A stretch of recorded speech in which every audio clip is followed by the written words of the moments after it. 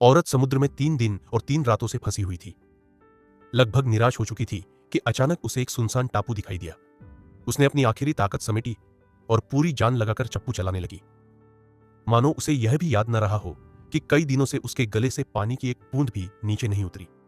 लेकिन तभी पानी के नीचे एक परछाई गुजरी। औरत ने सिर घुमाया तो बस एक मछली की पूंछ दिखी। अचानक भारी चीज की दूसरी टक्कर से उसका नाव बुरी तरह हिलने लगा। वह समझ ही रही थी कि अचानक कई टन वजन का एक बड़ा सफेद शार्क सामने आ गया और उसने नाव को जोरदार काट लिया। औरत घबराहट में पड़ गई क्योंकि नाव से हवा तेजी से निकल रही थी। उसने चप्पू उठाया और पूरी ताकत से चलाने लगी। समुद्र बिल्कुल शांत था, हवा नहीं थी, इसलिए उसे अपने कमजोर शरीर की ताकत से ही आगे बढ़ना पड़ा। उसने 10 गुना मेहनत की। टापू नजदीक आता गया, लेकिन तभी नाव एक तरफ झुकी और वह लगभग गिर गई। नाव से हवा लगभग पूरी तरह निकल चुकी थी। फिर भी उसका जिंदा रहने का जज्बा हारने को तैयार न था। अगर जरा भी चूकी तो सीधे शार्क का निवाला बन जाती। वह जैसे तैसे हाथ चलाते हुए टापू के करीब पहुंची। किनारे पर एक लकड़ी का बेड़ा था। वह वहां तक पहुंच गई, लेकिन चढ़ते समय उसके हाथ में लोहे की तार चुभ गई और हथेली कट गई। घबराई हुई उसने जल्दी से पास पड़े सामान के बक्से को खोला। उसमें खाना, पानी और दवाइयां थीं। उसने पट्टी से घाव बांधा और पानी की बोतल खोली।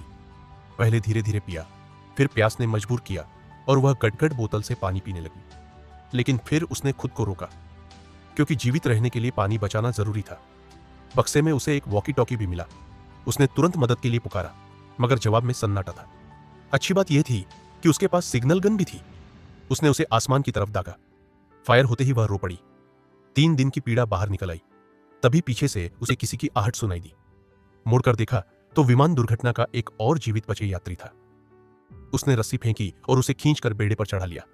दोनों को पता चला कि पूरी फ्लाइट से बस वही दोनों बचे हैं। यह जानकर औरत टूट गई।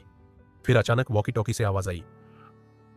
किसी ने उसका सिग्नल देखा था और मदद के लिए जहाज लेकर निकल पड़ा था।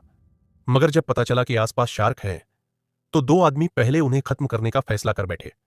औरत ने रोका, कहा पहले हमें बचाओ। लेकिन तभी शार्क ने हमला कर दिया।